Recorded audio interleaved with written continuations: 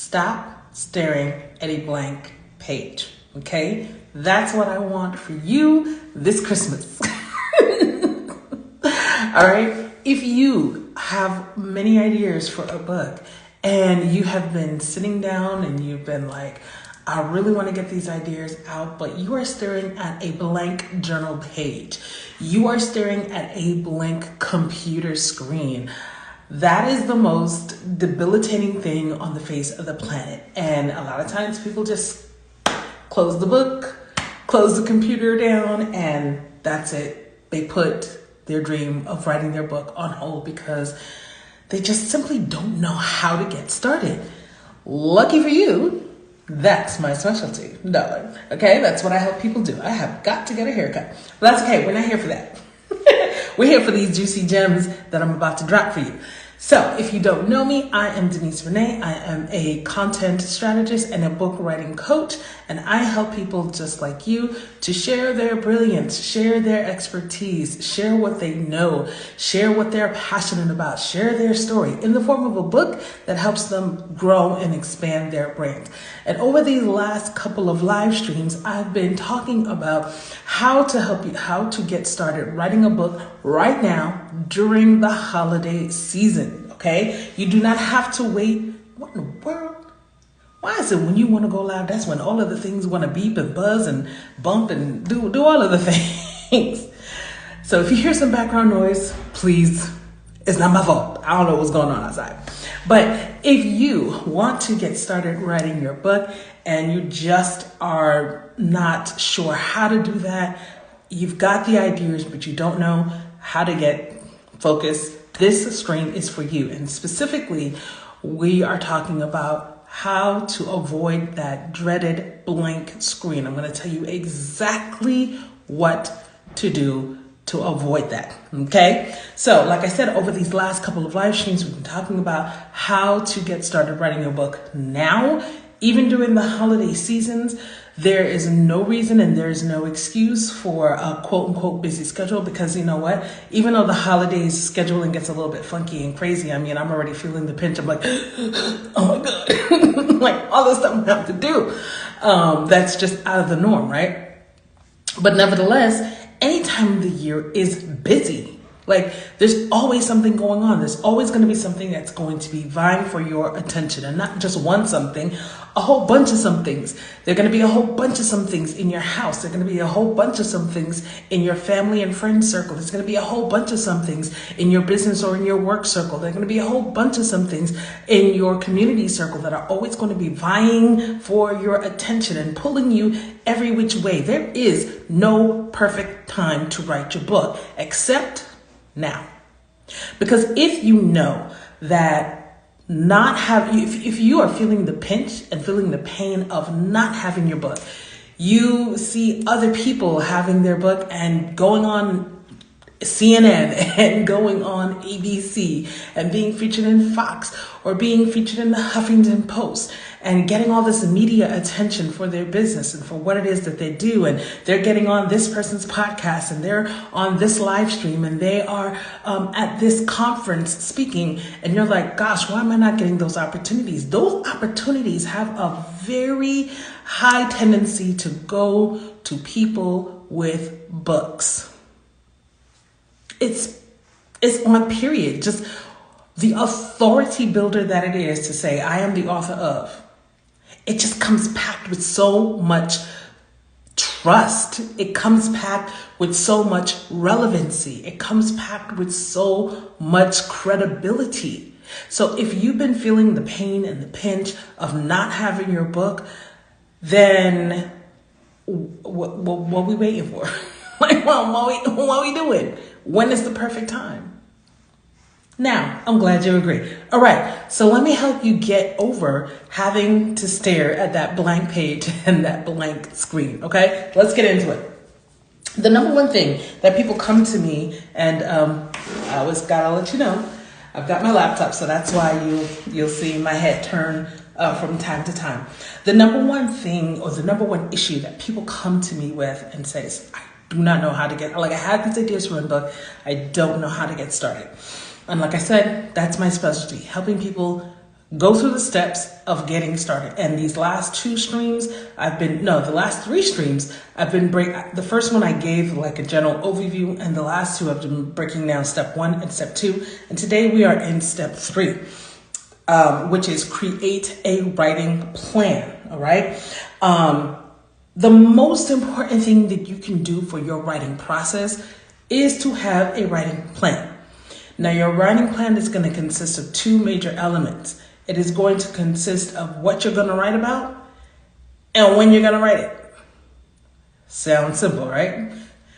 What you're going to write about, when you're going to write it. And we're going to break those 2 things down. What you're going to write about. So often people, I don't know, I think it's Hollywood. Like, people have this idea that writers seclude themselves someplace or park themselves at their local Starbucks and they, stare at this blank screen, stare at this blank page, and then they just start writing, typing away furiously, and the words are just magically flowing, and it's like, downloads from heaven onto the page. And they think that people write from beginning to end and it's perfect. Like the first draft is the final draft. Nothing can be further from the truth. Okay, just like a movie and TV shows are made in the editing room, that is where a book is made. It is made in the editing. But of course, you have to get the raw materials out first, right? Right. So you can sit there and wait around for motivation, for inspiration, for whatever to come and hit you with the magical writing wand so that the perfect words flow, or you can help yourself out. Now, excuse me, I'm a little bit thirsty, so I'm going to take a sip right here. And close the cap so it doesn't spill on my computer. So nothing could be further from the truth, okay? To be an effective writer, you want to have a plan. You don't want to leave this up to chance, okay? You want to go in with an outline. Yes, I said it. An outline. A lot of times people think that, an outline is so restrictive. Like, I just want to just write and freely write. Well, let me ask you this. How's that working out for you? How is that working out for you? If it is working out for you, this video is not for you. But if you've been waiting for the writing wand to magically hit you over the head with the perfect words, or whatever it is, and you're staring at that blank screen and just like you have a few sentences out and you're just like, I don't know, scratch, delete. You need an outline, okay? To me, outlining is not restrictive. Outlining is not a hindrance on your creativity. In fact, hey, Gretchen, how are you? Come on in the room. We are talking about getting started and avoiding that blank page by starting with an outline, okay? And a lot of times people think that an outline is restrictive, and it is not. In fact, very often creativity is kind of spurred with limitations. When you give yourself some, it's not even limitations about being restrictive. It's like limitations in terms of giving guidelines, just giving, hey, here's a direction. Throw something at the wall in that direction and see what happens. A lot of times restrictions and guidelines, they can really spark a lot of imagination and a lot of creativity. So don't think of writing an outline as restrictive. She said on the train. Choo-choo, right? Okay, so it's not restrictive, all right? Plus, I think that outlining is kind of like pre-digesting your food. It's like you can have a big old steak in front of you in the plate, and you're just like, okay, how am I gonna get through this steak? What you gonna do? You can get your fork, you can get your knife, you're gonna cut it up into smaller pieces, bite-sized pieces, right? And break it down. That's exactly what you're gonna do in creating an outline. You're not going to try to tackle this, write this book in this one big old setting. No, we're going to break it down into pieces. And the way that you can break it down is if you have an outline, then you don't even have to write in a linear fashion. You don't even have to write from chapter 1 to chapter end, Okay, you can write anywhere you want to, jump in and fill out the middle of your book.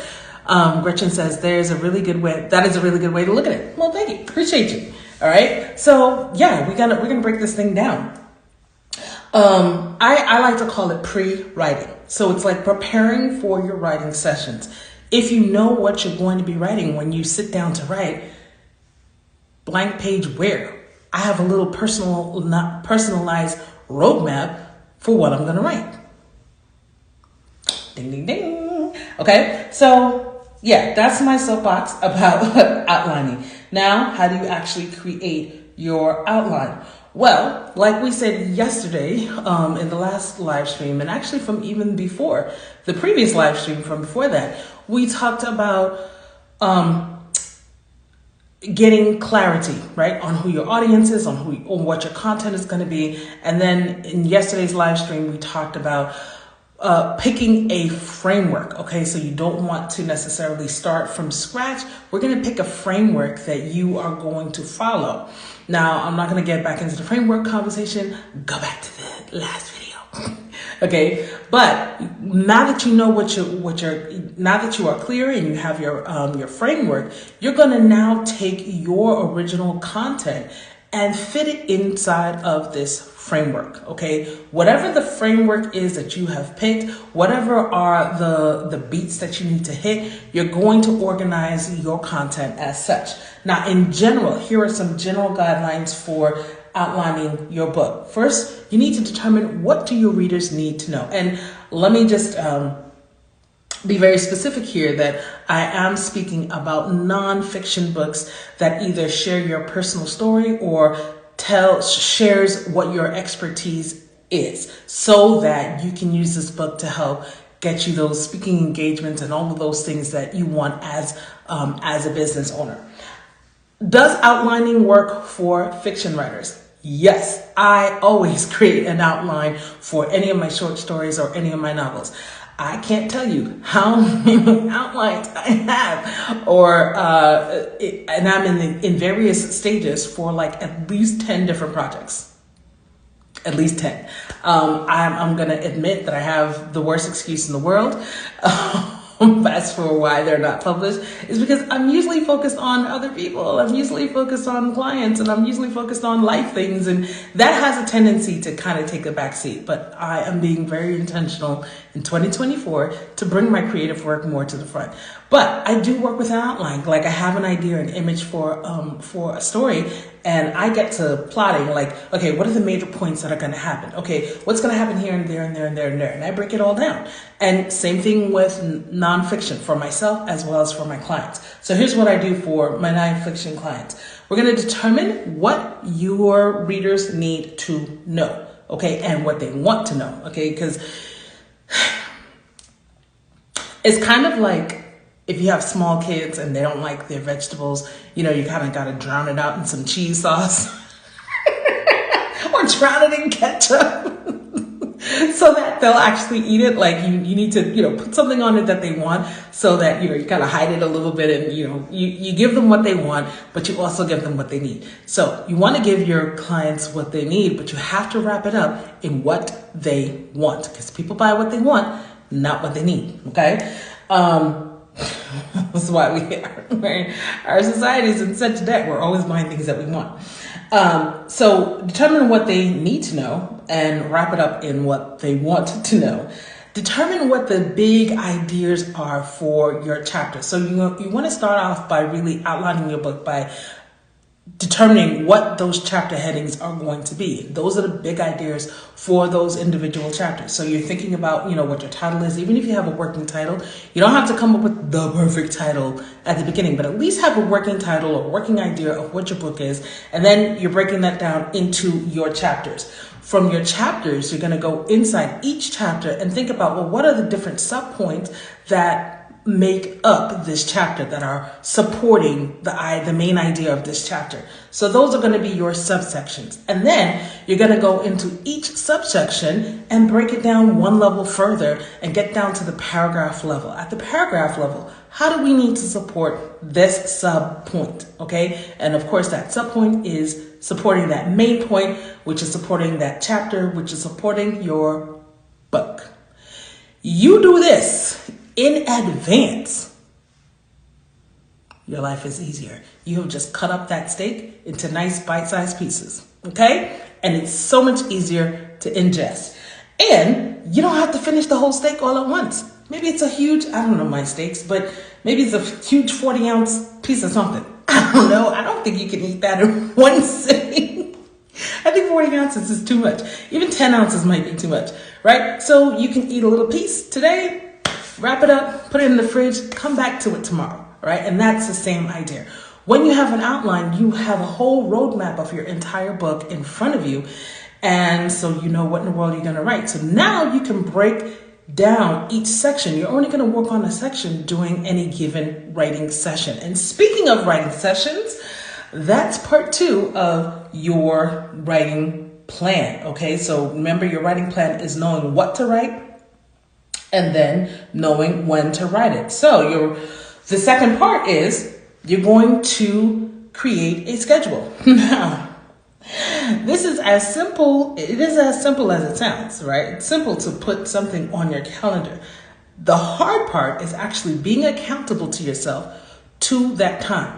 Now, you have to be very, very, very realistic about when you're going to write. The question that I ask myself the most is, when are you going to do blank? Okay, because there's so much on my plate, right? I always have to ask myself, when are you going to write? When are you going to work on your content? When are you editing them videos? I like making videos. I don't like editing them. When are you resting, ma'am? When are you going to do something that you enjoy doing for yourself, like your nails? Like my nails are 3 weeks. 3 weeks, I got to take them off and do another set. Right now it's holidays, so now I'm thinking about, well, how am I going to do my nails for the holidays? But I'm like, when am I going to do this? No time, right? But I have to make the time. On period. And that is a big problem for people when it comes to writing. They're like, oh yeah, I'll write today. And it's a vague-ish notion in their head, and it's not a specific time. Be realistic. Don't say, yeah, I'm going to get up an hour early every morning at 5 a.m. and write. If you are not a morning person, that is not the time you're going to write, because you ain't getting up. Okay? Be realistic. When are you going to write? Where are you going to write? How long is your writing session going to be? I like to tell people, set RTGs, really tiny goals. Gretchen says my schedule is all over the place. So is mine. And it's okay if you have different time, like if on a Monday, this is the time you write. On a Tuesday, this is a different time you write. On a Wednesday, you don't write at all, because you know your schedule. You know what's going on. Like for me, what dictates a lot of things for me is my son's, is my parenting schedule. So there's some days of the weeks that I have my son, some days that I don't. And I kind of switch around and schedule things based on when he's here and when he's not here, or when he's not supposed to be here. And then every now and then I get a little surprised and we swap, and something's going on with him, with his dad, and with me, whatever, right? But I can understand if schedules are changing every day, but be realistic. I know I'm not even bothering to schedule anything on a Sunday. It's just not happening. Monday, maybe not, but Tuesday through Friday, I have a better chance of getting a lot of things done, even if my son is here. But it's just that weekend time, I just don't even bother. So be realistic. And the other thing about setting an RTG is, don't try to schedule this, big 90-minute session if you know you can't sit down and write for 90 minutes. Can you write for 20 minutes? Can you write for 20 minutes every single day? 15 minutes every single day? That's like the bare minimum that I say. If you can write for a little itty bitty bit of time, you can take one piece of your outline and work on just that. It is progress. If you could do that most days of the week, you are making progress.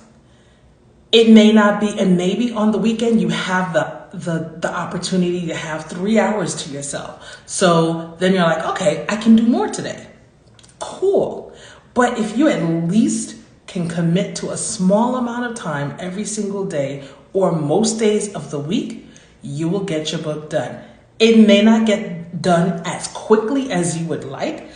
So therefore, you would have to decide, do I want to just be making progress or do I want to get this done fast? If I want to get this done fast, then you're going to have to make and commit to a radical change of schedule for a temporary amount of time. And only you can make that decision. Okay, there's no rush. The only thing I would say is don't start announcing a book until you at least have, your first draft done and you've met with an editor, you know who your editorial team is, and you have an idea of how you can get through, how long it's going to take for the editorial process to be finished.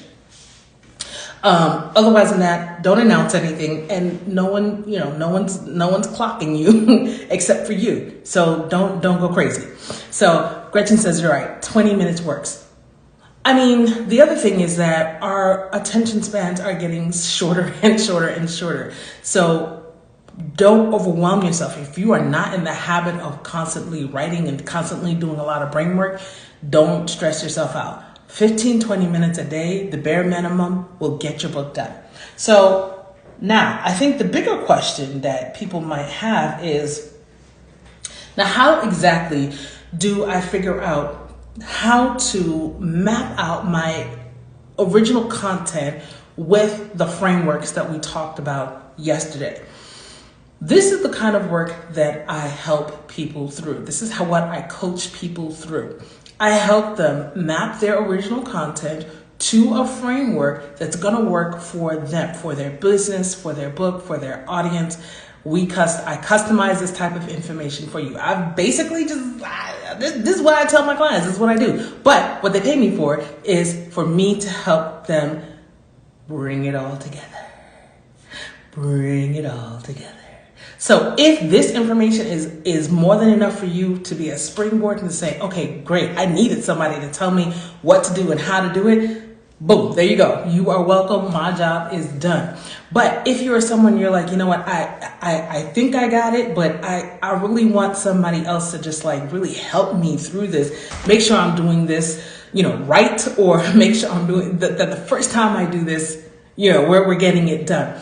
If you are that serious and that committed to your book writing process and to getting it done and to, moving on so that you can have this book ready so that you can be that person who's getting called for, the spots on media. You're getting called for those, or you can submit your application to be that speaker at that next conference in 2024, then let's get on it, okay? Let's get on it. And I want to invite you to consider my group coaching program. It's called Get Started Writing Your Book, The Live Accelerator. It's an intimate group of entrepreneurs and writers and professionals who are writing their book together. And I am giving them my personalized attention in a group setting. If you want to know more about that, then if you're here on Instagram, then DM me the word accelerator and we'll start a conversation and I'll show you where to go to get the information. If you're watching this as a replay on YouTube or any place else, then the link is very likely in the description box of this YouTube channel. Now, there's the process you can, I've got all the information there for you on a webpage, and then you can fill out your application and we will have a conversation before anything so we can determine if this program is a good fit for you or not, or good fit for the both of us as well. Some people enjoy my teaching style and my personality and all that, and some people don't, and that's okay. Okay, everything is not for everyone. So if that is something that you're really, really interested in, like I said, DM me the word accelerator and here on Instagram, or check the link in the description box on the YouTube video. I will be back tomorrow, by God's grace, to share with you the fourth and final step on how to get started writing your book now. Let me reiterate, the Live Accelerator, the Black Friday group, they are going to be starting December 9th, and the last day for December 9th, 2023, and the last day for applications is Tuesday, December 5th, 2023. This December group, getting a lot of bonuses and some specials. So it's worth checking out. If not for yourself, even if you think there's someone else that you know who might benefit, please share it with them. I will see you guys tomorrow. You enjoy the rest of your day, and let's get this book written. Let's get it going. Let's get it cracking. And Gretchen says thank you. Well, thank you, Gretchen, for joining me. I appreciate you. And thank you for watching the replay. And I will see you guys in the next one.